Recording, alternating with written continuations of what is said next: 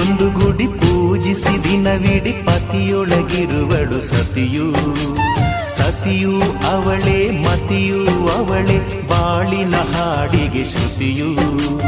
ಪತಿಯ ಏಳಿಗೆ ಸತಿಯ ಕೈಲಿದೆ. ಪತಿಹಿತವೇ ಸುಖ ಮಾಂಗಲ್ಯವೇ ಮುಖ ಎನ್ನುವ ಸತಿಯೇ ಉಸಿರಿನ ತನಕ.